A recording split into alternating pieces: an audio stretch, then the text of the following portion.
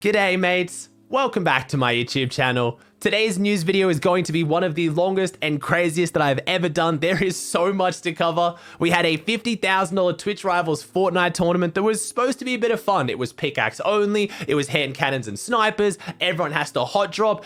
It was supposed to be a bit of fun, but it somehow resulted in Bucke getting disqualified and his team's earnings being taken away from the tournament. Ronaldo ended up so angry that he ended stream and was forced to go live again by Twitch Rivals, otherwise his earnings would be taken away. We have accusations of Scoped, Jack, and Acorn cheating, which they didn't, which I want to clear up. There's a lot of drama, there's a lot of confusion around the tournament, and I want to cover it and have a bit of a chat about it. Also, in Fortnite esports news, we had Tayson being bought out by Falcon Esports from Guild Esports for a ridiculous amount of money. And this is one of the first times we've had information about a pro player's contract go public. So this is huge. I'm super excited to talk about this one. Also, on the news of contracts, you may have heard we've had the hashtag free Jurekys go trending, which if you guys don't know, is the winner of the last EU FNCS. He joined Wave Esports on a $0 contract, which has called that into question. A lot of players demanding that he should be released from the contract. It's not fair, but we actually have had word come out and a statement from Wave Esports showing that the contract is actually pretty fair and Jurekys knew what he was doing when he signed it. So I want to cover that whole situation. Who's in the wrong? Is anyone in the wrong?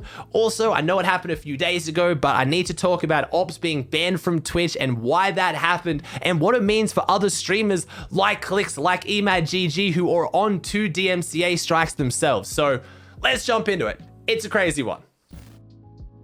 Let's start off with Twitch Rivals and what happened today. In case you missed it, there was a $50,000 Twitch Rivals tournament and it was hosted by Cypher PK, but wasn't. It was a little bit weird. They called it a Cypher PK tournament, but it was being hosted on the Twitch Rivals Twitch channel. It was one of those tournaments like Cypher PK ran quite recently. It was 6 rounds of different fun game modes, but the spin on this one was that you voted on them. It ran in EU, and while having some issues with lag, some of the game modes were a bit confusing. Players didn't know when they could and could not fight. It ran relatively well. Then it came to NA, and this is where things went a little bit crazy. The game modes were good, but there was a few issues. One of the rounds was Lazy Lake only. Scoped, Jack, and Acorn's team actually got disqualified from the round because they went like, I'm going to be honest, like 5 meters further away from where they were supposed to go. It didn't really offer them any advantage, but don't jump all over me. Rules are rules. They were disqualified from the round despite winning it. Scoped, Jack, and Acorn didn't seem too upset about it. They thought that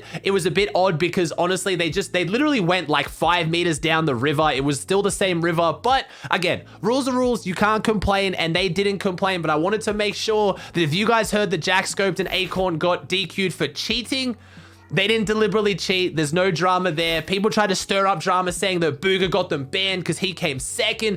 It's just Twitch decided that what they did broke the rules and they moved on from that. But that wasn't the only incident during the tournament. We had a lot of issues with just games starting really, really late. There was about 10 to 15 minute breaks between every game. One of the games started after a 15-minute break. One of the players did not connect, so they re-queued the entire game, which took another 15 minutes.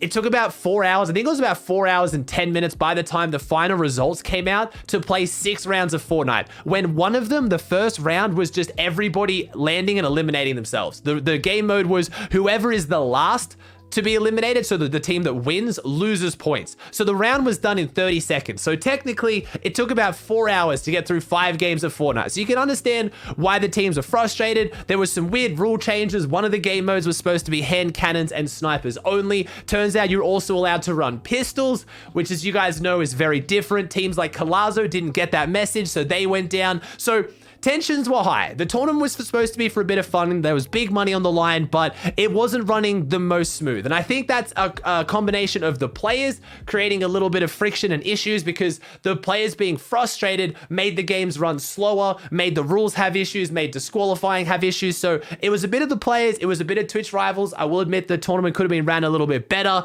but some players handled the frustration better than others. You had pros like Bucke, who obviously Bucke likes to make some content. He was freaking out. Apparently he was being very negative in the Discord. Again, none of this happened on social media. It all happened in the closed Discord of the players. Because of this, he was actually dropped from the tournament, Bucke's team being disqualified. So that was unfortunate to see. They weren't able to play the rest of the tournament out. You also had Ronaldo, who ended stream because he was getting so frustrated at all the long delays and what was happening. He was told by Twitch rivals that he had to stream the event, otherwise he wouldn't get paid. So he went live with that as his title. It was basically, Twitch Rivals is forcing me to stream this. Woo, I love streaming with a delay. Woo, Twitch Rivals. Something like that. And he was unleashing on stream. Everyone was freaking out. I was doing a viewing party. People in my chat were saying Ron was taking it too far. The pros are really ungrateful. And you guys know me. I don't like to stir up drama. I just want to say that I understand why Twitch Rivals would be frustrated. I get why you might want to say that pros are entitled, or, you know, they don't understand, you know, they don't get the recognition. They really need to pay more respect to Twitch Rivals. And I get that. But you got to remember, streaming with a 1 minute delay especially is really unhealthy for the streams. Most people streaming its views were roughly like half or a quarter of what they normally were for tournaments. So they are technically losing money in a lot of ways by playing the tournament, but you do it for a bit of fun. You want to enjoy it. But then when games are taking a while to start and the rules are confusing, there's a lot of frustration. I'm not trying to excuse anyone, but I'm trying to make sure you guys have a better understanding, where people are now saying that Bucke is going and deleting clips and VODs to hide his behavior. And I don't think it was that bad. I just think it was a tournament that had a few issues. The pros could have handled it better, but then the combination of the two kind of spiraled and there was a bit of drama. But at the end of the day, I hope no one's going to get in long-lasting trouble over it. I don't think anything anyone did warrants them, you know, being banned on Twitch or dropped from their orgs. It was just a tournament that went a little bit wrong, and I thought I'd talk about it because in case you didn't watch it, a lot of the guys don't have VODs on now because of DMCA. You might get the wrong impression of what happened. That's my take on it. You might have a different one. I love these kind of tournaments. The last one that Cypher PK ran was so much fun. It was so exciting. I was really excited for this tournament. It's unfortunate that things didn't go as well, but it wasn't all bad in the end. You did have Smack's team walk away with a big chunk of money. You had Bucke walk away with a bunch of money as well. And some of the rounds were really fun to watch. It wasn't all bad. We had some pretty exciting news. We had Tayson get bought out from Guild Esports to now join Falcon Esports. So Tayson is now Falcon Tayson, but the really exciting part about this is we got our first look at what Fortnite contracts kind of look like, because most of this information is normally kept behind closed doors. We don't talk about contracts. Usually players are signing contracts they shouldn't for very little money. I'm going to talk about the Jurekys situation a little bit as well, but we had the Stock Market Wire write an article saying that Guild Esports agrees terms to sell Fortnite player Tayson for $115,000 US. So they said it agreed terms for the transfer of his professional Fortnite player Ty Starchick, which is Tayson. Again, fun fact, if you didn't know, Tayson's name is actually supposed to be pronounced Tyson because his name is Ty. We just all say Tayson. It's kind of stuck. Just thought I'd throw that in there. To a Saudi Arabia-based esports team for a fee of $115,000. That's Falcon Esports. They say Starchick joined Guild on a no-fee transfer contract in February 2021 that was due to expire in 6 months' time. Guild's Fortnite team of European champions now consists of Henrik McLean, I'll read the names, Hen, Flick, Anas, and Janice. Following the transfer, the team will retain its position as the #1 ranked Fortnite roster in Europe, having held the top position in the Europe Fortnite power rankings for the past 6 months. So, what does that mean? Who gets that money? That means it's kind of like a sports team, right? So when you have, let's say Messi right now is a free agent if you guys follow football. Messi, if he gets bought under contract, so say Real Madrid comes along and they want to buy Messi from Barcelona. Messi will have in his contract how much that Barcelona needs to be paid from Real Madrid to take him out of the contract. So Tayson doesn't actually get this money. This $115,000 is going to Guild Esports being paid by Falcon. So that means that Tayson's salary is on top of this, and that's how badly they wanted to sign Tayson. We don't normally see this. Most in Fortnite, contracts usually just get dropped and picked up and they expire, and there's a lot of issues. It's not normally as legitimate as other esports. We've never really had, as far as I'm aware, an org come and buy a player who's still under contract and get them to join their org. So setting a precedent of that at $115,000, which you guys might think that's a lot, but I mean, Tayson is probably undisputably the best player in the world right now. And if you argue someone else, you have to say Tayson is at the very least top 3. He's coming off the back of winning the FNCS All-Stars Invitational. It wasn't a real FNCS because it was invite only. It doesn't technically count. They don't get the pickaxe, but He's won 3 FNCSs, let's say that. My man has won 3 FNCSs and placed in every game mode, solos, trios, and duos at the highest levels. So super exciting to see, and I like the fact this information was public. It might let future pros know if they're getting bought out of their org, how much they should expect to be paid. Probably not as much as Tayson, because he's got to be one of the most valuable pros. I mean, I say one of because usually pros who make more content can usually have more value. Yes, Clicks isn't placing as high as Tayson, but if an org were to buy him from NRG, he'd be worth a lot more because of how big his following is. But super exciting news. And unfortunately, though, we're on the topic of contracts and orgs, I do have to talk about the Jurekys situation. I say unfortunately because it's a bit of a messy one. If you guys don't know, Jurekys is signed to Wave. He's been signed under their academy team. He signed a contract for $0. I'll get to that in a second. That might sound crazy. Now, since having won the last trio FNCS, he's looking to get released, and people have now started this trend of free Jurekys. We've seen this in the past. We obviously saw it with, I know it all started with Mitro. We saw Antics recently, I think, as well. Players have this notion, or the Fortnite community has this notion that if you're on a bad contract, if they kick up enough stink as a community, the player will get released from the contract and they've done a good thing. And I get where that comes from. I get you're trying to help, but I said this when it came to the Antics situation that did end up turning into anything. Antics didn't get freed because his contract wasn't. So the only way to get released from a contract that you've signed, it's a legally binding agreement. The only way to get released is if you can take it to a court of law and prove that it's basically so immoral and just not legally binding because they're taking advantage of someone so heavily that that court of law can then release the contract. In most cases, that's not what happens. In the same case as Jurekys, if you sign a contract, you have to stick to that contract. I'm not saying I don't feel bad for Jurekys. I'm not saying he should have signed the contract. I'm saying that he did. And pros have come out and said they warned him against signing a $0 contract, and he still chose to do it. So that makes me want to feel less bad for him, but I understand these are kids. One thing I want to get across right now for any of my viewers, because a lot of you guys are younger, whether it comes down to Fortnite, whether it's you getting a job at McDonald's, if you're getting a contract, please get at the very least your parents or an adult you trust to read over it. If so, even more, get a lawyer to read it. These are legally binding for a reason. You've got to remember. So, Aussie, that's awful though. This org signed him and they're not paying him any money. That's not fair. That's how orgs function.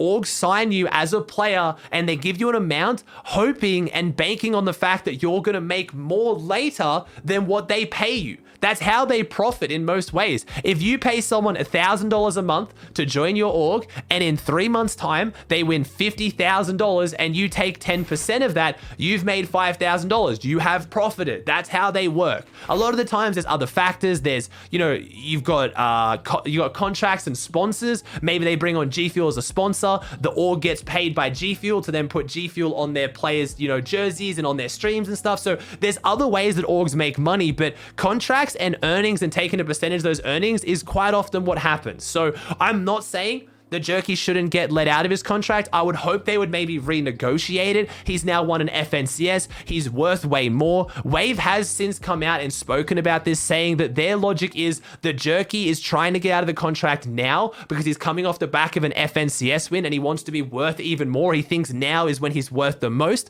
So he wants an org to sign him, and it shows lack of confidence going into the next FNCS. Whereas if he performs again really well and he gets out of his contract in 3 months' time, he can then join a really, really good org. Maybe they renegotiate his contract and pay him way more. That's a very standard thing. So I do feel for Jurekys in this situation. It's another example of a Fortnite pro rushing into a contract and not doing the right steps to get it looked at and make sure it's right for them. Also, I said this last time when I talked about contracts with pros, sign shorter contracts. In Fortnite, you can go from a nobody to a huge name overnight. That means that your value can change drastically. Back yourself, have the confidence you're gonna perform, sign a 3 to 6 month contract. So if that happens in that time, you can then go join a better org or have a better opportunity later. Stop signing these 1, 2, 3 year contracts. That is way too long in the world of Fortnite. So I feel bad for Jurekys, but you have to understand that these orgs are run by people as well. They're running a business business, they have families, they're trying to make money. I would love to see this perfect world of where every player and every org respects each other and treats each other amazingly and everyone ends up happy, but it's business at the end of the day. We know that's not how business works. We'll see if more information comes out. I don't think Jurekys' contract is that insane. I don't think they're taking a bunch of his earnings, but a lot of the information out there right now isn't verified, and this is why a lot of people talk about with this Tayson situation, we need to have more information public. We need to know how much players are getting paid, what were they signed for, what were the terms, because that's how sports works. When, like I said, Messi gets signed, we know how much for, and because of that, we then don't have these dark shadowed rooms where everyone doesn't know what anyone else is getting paid, so they take worse deals. Having the information not out there really only benefits the org. If you go to join an org and you have similar placements to your friend Greg, and Greg's contract is public and he's on $10,000 every 2 months or something, you'd be like, well, that's what I should be getting. But if you don't know that, you might sign a contract for $2,000 because you think that's good. At the end of the day, you have to live with that because you signed the contract, but knowing what other people are worth and what other orgs are paying can help you make a more informed decision.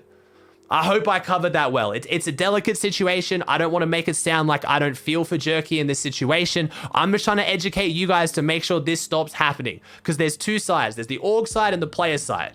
I just wanted to add this in here because since filming this video, we have actually had TCK, which is the head of talent at Wave, make a statement. I will link the statement down below if you want to read all of it, but I'll summarize it for you. It does agree with a lot of what I said. They signed Jurekys originally on a $0 salary contract, but they were taking none of his earnings. So the contract was that you will benefit from us. They gave him merch, they gave him gear, they also put him in a boot camp for free. Again, they're not taking any of his earnings to represent him, and then by exchange, he wasn't going to get any salary. Since now winning FNCS, the matter has changed a little bit, but the contract they originally signed is still bound under Austrian law, and they said, as mentioned beforehand, it was signed in good faith, and Jurekys even had an agent look over the contract and agree to it. So they've kind of made the statement that I have, that unfortunately in the Fortnite scene, a lot of people are quick to try to get orgs to drop players when, you know, they've outlived their contract or they've outgrown it. But unfortunately, Wave's done everything right. Now, I should stop saying unfortunately. Wave in this situation seems to have done everything right. It looks like that when his contract expires in a few months, he'll be able to rejoin Wave on a renegotiated contract. Maybe they offer him a bigger salary. I imagine after this, they probably won't, or he can go join a bigger org or an org that's willing to pay him a salary. But at this point, it looks like he will not be released from his contract. It is legally binding, and at this point, I have to say that I don't think Wave has really done anything wrong in this situation. It's just another case of Fortnite pros need to be more careful before they sign these contracts. I know this is old news and it's already been talked about, but I did want to cover it. Ops getting banned on Twitch, or wrongfully banned. He got his third DMCA strike, but very quickly when Ops checked the emails, he realized that the third and second strike was actually the same email and the dates were the same. So they've gone back and claimed a piece of content that no longer exists on his channel.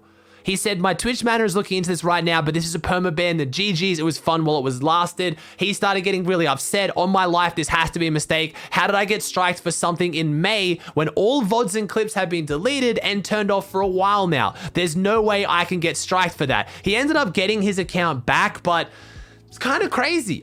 Twitch is a scary world. I'm on one DMCA strike. I've talked about DMCA before. If you guys don't know, it's the copyright law.